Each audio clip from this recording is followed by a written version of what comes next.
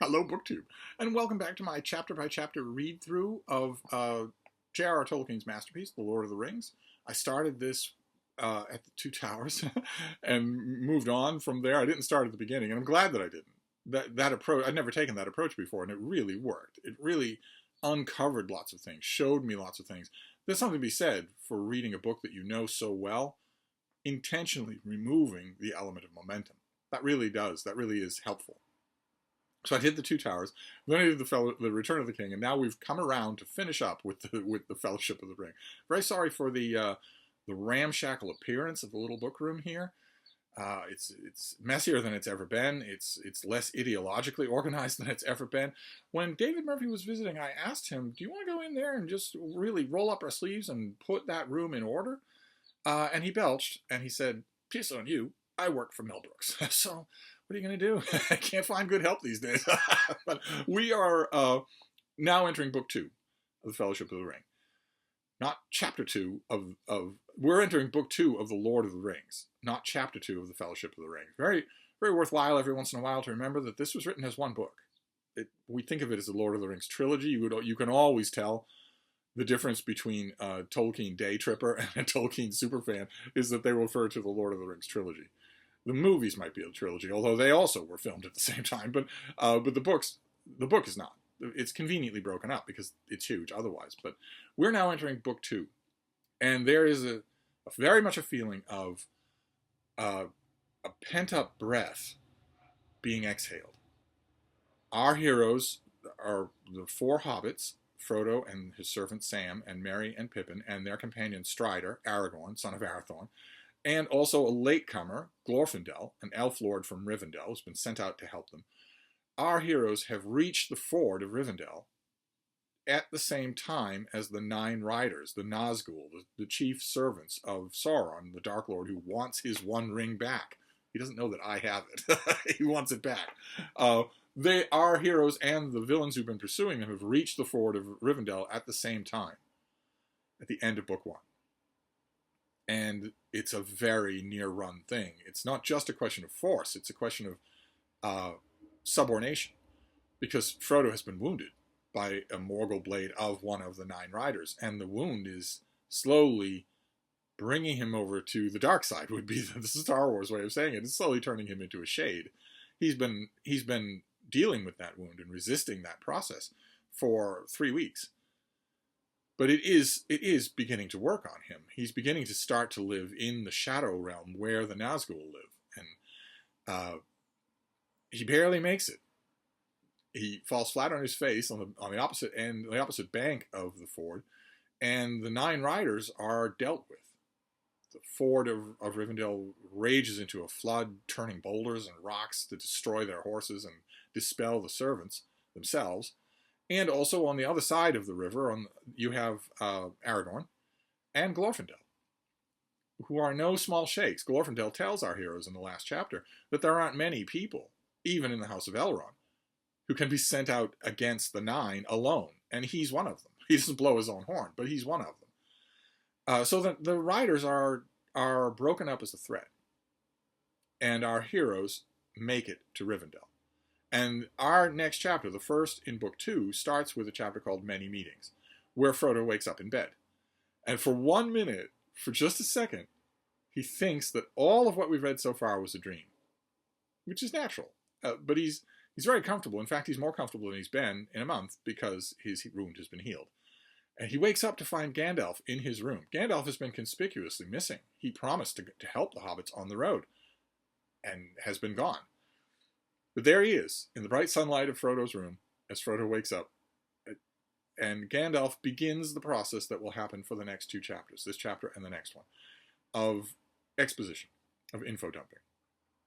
I don't believe that you will find info dumping done any more gracefully anywhere in literature than here, than these 2 chapters. I don't think it's ever been done better. And I think that's largely ascribable to the fact that so much of what's going on in this book, so much of what's going on in this story, is oral. Characters are forever telling each other stories and reciting each other poems and recounting events to each other. I think that makes it natural that the exposition would happen in that way. Gandalf starts right away. He tells Frodo that Frodo is to go right back to sleep, that he's not to worry about anything under strict orders from Elrond. But Frodo is much better, and he wants to hear something of what's going on. At least tell me what happened at the ford, since his memories are all foggy about that. And Gandalf does. It's oddly enough, in the whole course of this book, it's one of the best evocations of Tolkien's magic system, among many other things. It's one of the best evocations of what it is, what kind of a world we're living in here. Because Gandalf not only mentions to Frodo that the wound he was suffering, which Gandalf mentions plenty of big people he knows could not have lasted even a day. Frodo lasted 17 days.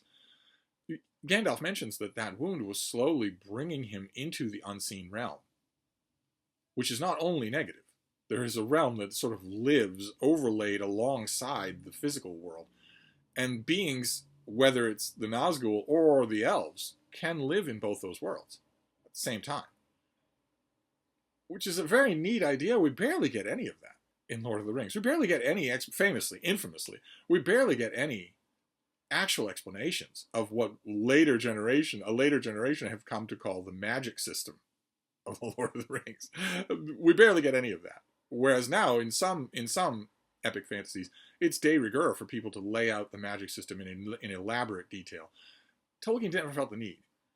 So, we get little hints of it here and there. Like, for instance, later on in the Two Towers, we get reference to what you would call magic.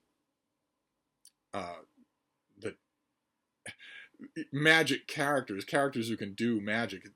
All of it is very vague and seems to be more a question of what kind of a being you are than what kind of sorceress skills you have. Gandalf tells that to Frodo in two ways. He says, one, that Frodo was slipping into that realm as this broken off bit of a Nazgul blade was working its way to his heart. But also, he tells him about Glorfindel. Because Frodo vaguely remembers seeing a bright white light on the opposite shore of the ford. He remembers seeing darker shadows waving around flaming brands, but also a bright white light. And Gandalf tells him, yeah, that was Glorfindel, who also lives in the unseen world, partly in the unseen world, and is a being of immense power there. He mentions that the Nazgul, in addition to everything else, were greatly dismayed by finding an elf lord revealed in his wrath, which gives you a kind of understanding of why Elrond would send out this one elf lord against such an amazing peril. Of course, Glorfindel is a tangled character on his own. He is a big, tangled character on his own in the legendarium of Lord of the Rings. It's almost for certain that he also died fighting a Balrog, and also, like Gandalf, was sent back from the halls of Mandos. We don't get the impression that happens often, even for elves. Their trip to the Undying Realms is usually one way. We never get any of that from Glorfindel. All we get is what we get here, which is that he's an elf lord of immense power. And Gandalf tells this to Frodo. He recounts a little of the story of the ford, but he insists that Frodo rest, and tells Frodo that Sam has been sitting by his side almost nonstop for 4 days, but isn't there now. He's gone off to get some rest of his own. Frodo objects, but he is still exhausted, so he does fall asleep. And when he wakes up, it's later in the day, and there is a festival that is planned to celebrate the victory at the ford of the Brunnen, to celebrate the fact that Frodo has come back alive, that he has made it to Rivendell. And Frodo wonders, Gandalf returns again, and Frodo wonders, well, why would they have a celebration over little old me? And Gandalf makes a very interesting line. He says, well, partly because of me. We're further and further getting more and more awareness that Gandalf is so much more than the hobbits have ever known him to be. He's not just a weird old character who never seems to age and who shows up at odd times to do fireworks displays, but also because Frodo is the ring bearer. And even the elves who aren't in on the know, Glorfindel seems to be in on the know, but even the elves who aren't know that is hugely significant. So there's a huge banquet in Frodo's honor. He has to sit on cushions because he's a hobbit and elves are tall and graceful. And he sits next to Glóin, a character from The Hobbit, a dwarf, who's there in Rivendell.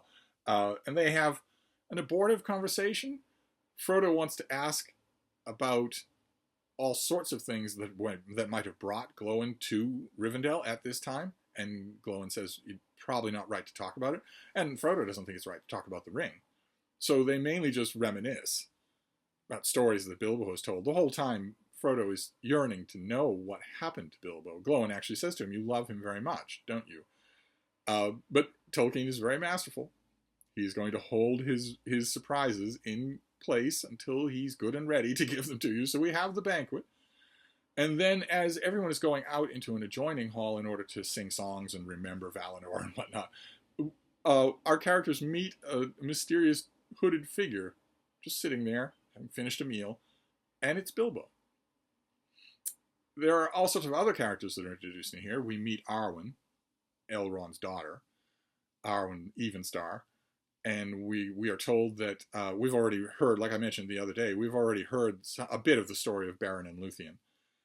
We get a much bigger version of that story in the Silmarillion, but we've heard a bit of their story about how a complex, conflicted human warrior named Beren fell hopelessly in love with a complex Oh no. Luthien doesn't have any character. She doesn't have any personality. She's just so pretty. She's just so pretty. So in this moment when she's trying to sing the Lord of the Underworld to sleep, well, that must have caused all sorts of thoughts in her. Nope, she's just so pretty. Did I mention how pretty she is? And you'll never guess. It turns out, like great-great-grandmother, like great-great-granddaughter, Arwen, we're told. We learn all sorts of things about the elf lords in Rivendell. How Sam mentions that some of them are as awe-inspiring as kings of old, and others are as playful as children. What do we learn about Arwen? She's just so pretty. She's just prettier than...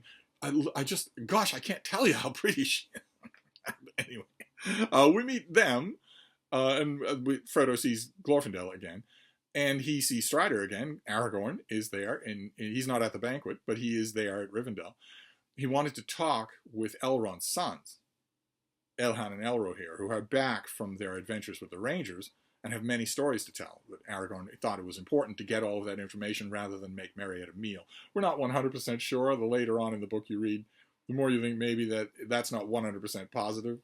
Maybe he didn't want to be with Arwen in front of all these strangers, since they are affianced. They are deeply connected to each other. It's very much an echo of Beren and Luthien. But it's Bilbo who is on that seat, and they are overjoyed to meet each other again. Bilbo seems fine. He seems hale and hearty. Stress on seems, because when Bilbo takes Frodo aside for a private conversation, one of the first things he does is ask if he can see the ring, which the elves have forged a chain and put the ring around Frodo's neck.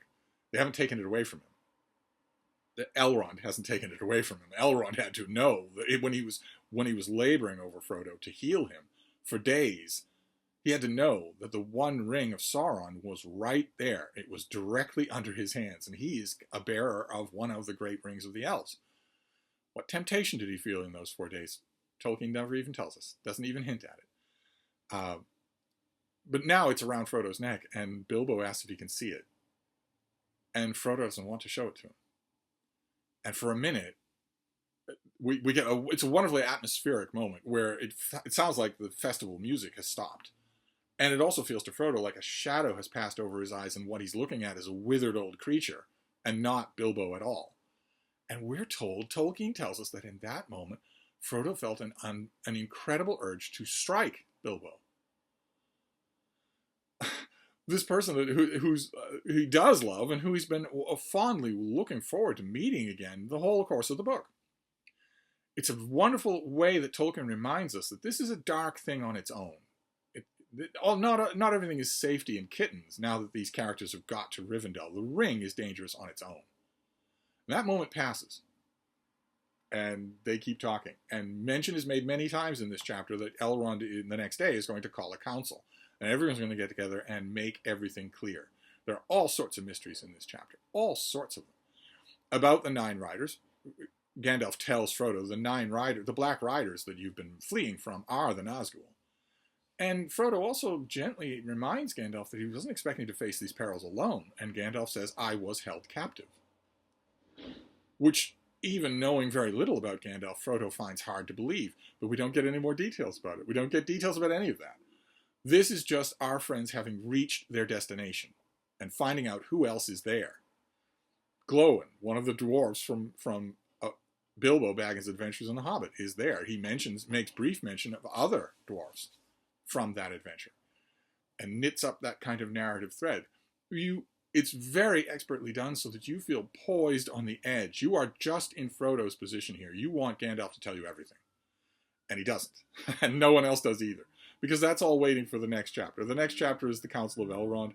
So we will get to that tomorrow. I still haven't decided whether or not I can do the Council of Elrond in one video. I'm not 100% sure that I can. It itself is broken up into sections. So it might be convenient to do the Council of Elrond in 2 videos or 3, but that's the next chapter, and it is masterful. So this was many meetings, and this is meant as a deep breath before the plunge. This is Frodo is alive and well. He has been healed from his Morgul blade wound. He has met Bilbo again. He is safe and sound. Gandalf is safe and sound. Okay, so we're all together. The ring has made it to Rivendell. That was the quest of the whole first part of this book, the whole of book 1. The ring has made it to Rivendell. Now what? That is the question you're supposed to end this chapter with. Now what? And now what is at least going to try to be answered in the next chapter. So we will see that. I will see you when we talk about it. How on earth am I going to get the Council of Elrond done in one video? I don't know how I'm going to do that. Maybe I won't even try. But anyway, I'll wrap this up here, and we'll meet again next time. Thank you, BookTube.